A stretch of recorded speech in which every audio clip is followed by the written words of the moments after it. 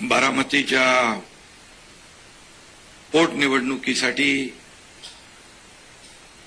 राज्याच्या उपमुख्यमंत्री आमच्या ताई सुनेत्राताई यांचा आज उमेदवारी अर्ज आपण भरतो।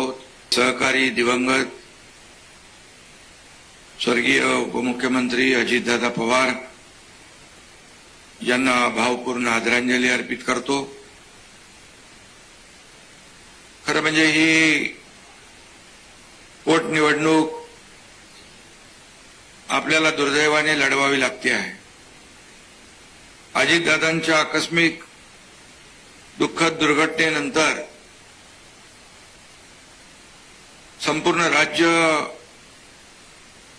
शोकसागरात बुडालं हे आपण सगळ्यांनी पाहिलं। अजितदादांनी केलेलं काम बारामतीत असेल, महाराष्ट्रामध्ये असेल, अनेक विभागाचा खात्याची जबाबदारी त्यांनी सांभाळली। अर्थ खात्याची देखील उत्तम प्रकारे जबाबदारी त्यांनी सांभाळली आणि म्हणून लोकाभिमुख असं नेतृत्व, एक उत्तम प्रशासक म्हणून, उत्तम संघटक म्हणून त्यांनी काम केलं। आम्ही एकत्र काम केलं अनेक वर्ष आणि मुख्यमंत्री असताना अतिशय मोठी जी मुख्यमंत्री माझी लाडकी बहीण योजना आम्ही करण्याचा निर्णय घेतला। आवाका मोठा होता, व्याप्ती मोठी होती आणि त्याला लागणारा वार्षिक खर्चही फार मोठा होता। परंतु अशा परिस्थितीमध्ये देवेंद्रजी, मी आणि अजितदादांनी ठरवलं आणि अजितदादांनी देखील कुठलाही ताळमेळ घडी विस्कटू न देता अतिशय उत्तमपणे एवढी मोठी योजना जी त्या काळामध्ये राबवण्याचा निर्णय घेतला, त्यावेळेस उत्तम असं अर्थ तज्ञ म्हणेन मी, उत्तम अर्थ खात्याची नाळ आणि जाण असलेला नेता म्हणून मी अजितदादांना त्यावेळेस पाहिलं आणि अजितदादांचं काम आपल्याला मला सांगण्याची आवश्यकता नाही। अतिशय वेळेवर, चोखपणे, सडेतोडपणा, स्पष्टवक्तेपणा त्यांच्या वागण्यातून, बोलण्यातून आपण पाहिलेला आहे आणि तेवढाच परखडपणा, स्पष्टपणा असताना देखील तेवढाच प्रेमळ स्वभाव देखील आपण पाहिला आणि म्हणून त्यांच्या जाण्याने एक मोठी पोकळी निर्माण झाली, वस्तुस्थिती आहे। परंतु सुनेत्राताईंनी देखील उपमुख्यमंत्री पदाची जबाबदारी अतिशय समर्थपणे स्वीकारली आणि आता एक कर्तव्य म्हणून, एक जबाबदारी म्हणून आपल्याला पार पाडली पाहिजे याचं भान त्यांनी ठेवलं। खरं म्हणजे मी अगोदर देखील म्हणालो होतो की सांत्वन करणं सोपं असतं, परंतु दुःख पचवणं कठीण असतं आणि मला परिवारावर आलेलं संकट जे आहेत, सुनेत्राताई आहेत, पार्थ आहे, जय आहे, त्यांचं सर्व परिवार, आपण आता सगळे परिवारातले आहोत आणि म्हणून परिवारातले सगळे इथं आपण एकत्र आलेलो आहोत, समोर बसलेलो आहात। हे अजितदादांवर आणि सुनेत्रा वहिनींवर असलेलं प्रेम या ठिकाणी आजही आपण दाखवलंय आणि राज्याचा गाडा चालवताना या ठिकाणी देवेंद्रजी, मी आणि सुनेत्रा वहिनी आज अतिशय जबाबदारीने राज्याला आम्ही पुढे नेण्याचा प्रयत्न करतोय। एवढं सगळं योजना सुरू असताना देखील या अर्थसंकल्पात शेतकऱ्यांची कर्जमाफी करण्याचा देखील निर्णय आपण घेतला।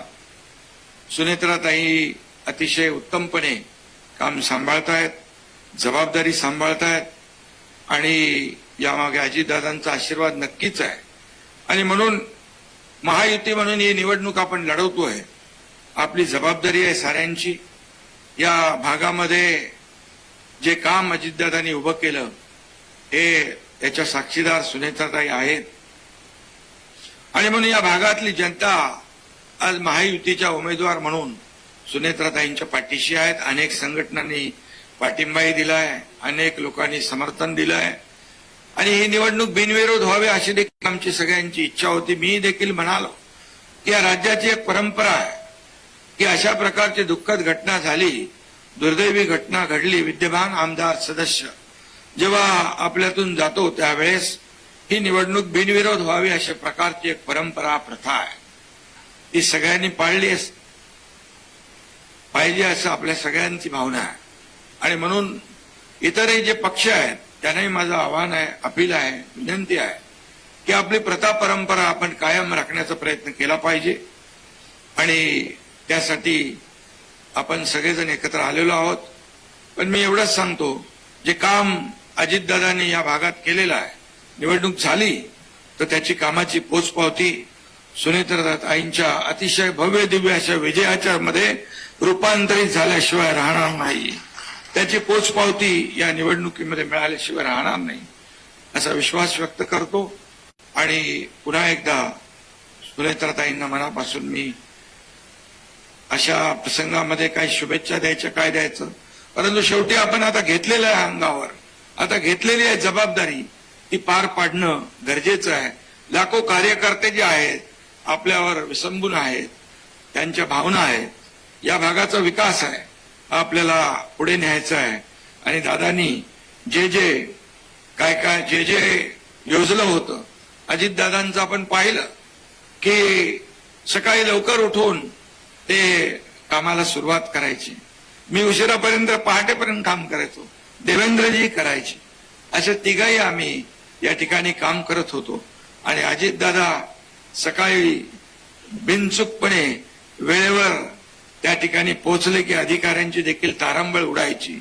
अशा प्रकारचा अतिशय स्पष्ट वक्तेपणा आणि वेळेचं भान ठेवणारा नेता आणि अतिशय जे स्पष्टपणे जे आहे ते आहे, नाही ते नाही असं म्हणण्याचं धाडस करणारा नेतृत्व अजितदादांच्या रूपाने आम्ही पाहिलेलं आहे. त्यांच्या अनेक आपण पैलू पाहिलेले आहेत, अनेक कामांची पद्धत आपण पाहिलेली आहे. छोट्या छोट्या गोष्टीकडे बारकाईने लक्ष देण्याचं काम आपण पाहिलंय. एखाद्या वास्तूचं उद्घाटन असेल, कोर्टाचं उद्घाटन, चीफ जस्टिस आले असतील, कुणी आले असतील, परंतु तिथं थोडं जरी काय कुठं एक कलर निघाला असेल, कुठे खिळा असेल, कुठे वायर लोंबकळत असेल, अजितदादा मुद्दाहून ते निदर्शनास आणून द्यायचे. कारण ते म्हणायचे क्वालिटीला महत्व द्या.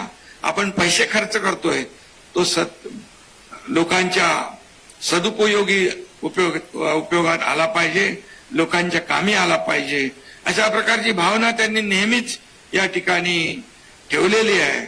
आणि म्हणून अजितदादांनी जे जवळपास किती 11 अर्थसंकल्प मांडण्याचा त्यांनी जी काही जबाबदारी पार पाडली, महाराष्ट्राला पुढे नेण्याचं, महाराष्ट्राची जी प्रगती झाली त्याच्यामध्ये अजितदादांचा देखील सिंहाचा वाटा आहे.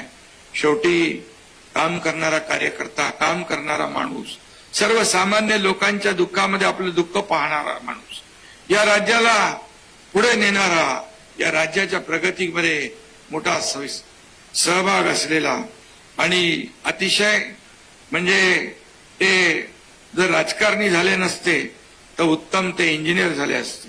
कारण एवढं बारीक लक्ष त्यांचं प्रत्येक गोष्टीवर, प्रत्येक याच्यावर असायचं आणि अगदी सडेतोडपणे आपले मुद्दे मांडून मोकळे व्हायचे. आणि म्हणूनच त्यांचा स्पष्ट वक्तेपणा आज सगळ्या महाराष्ट्राला भावलेला आहे. आणि म्हणून दादा हे नाव सगळ्यांच्या तोंडी आजही आहे. आणि म्हणून मी या ठिकाणी त्यांच्या कामाची पोचपावती आपल्याला मिळाल्याशिवाय राहणार नाही या निवडणुकीमध्ये, मगाशी मी म्हणालो.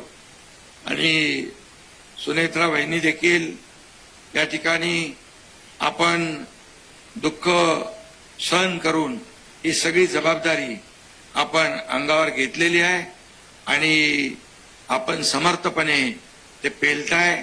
अगदी सुरुवातीपासूनच आपण पाहिलं की प्रत्येक कार्यक्रमाला आपण हजेरी लावताय. आपली जबाबदारी ओळखून या. बावनकुळे साहेब या, तुमच्यासाठीच मी थोडं वाढवत होतो आणि म्हणून मी आज आपल्या महायुतीच्या उमेदवार सुनीता वहिनींना मनापासून शुभेच्छा देतो आणि आपल्या सगळ्यांना एवढंच सांगतो की आपण कुठल्याही परिस्थितीमध्ये गाफील राहता कामा नये. बिनविरोध झाली तर काहीच प्रॉब्लेम नाही. निवडणूक लढायची असेल तर आपण जिंकणारच आहोत, त्याच्यात कुठलंही दुमत नाही. परंतु कुणी गाफील राहू नका. निवडणूक ही निवडणुकीसारखीच आपल्याला लढवायची आहे. सगळ्यांनी दिवस रात्र मेहनत करून आतापर्यंतच्या इतिहासातले सगळे रेकॉर्ड मोडून टाकायचे आहेत. सगळे विक्रम आपण मोडायचे आहेत. हीच विनंती आपल्याला मी करतो. धन्यवाद. जय हिंद, जय महाराष्ट्र. अशाच नवनवीन अपडेट्ससाठी डिजिटल कोल्हापूर चॅनेलला सबस्क्राईब करायला विसरू नका.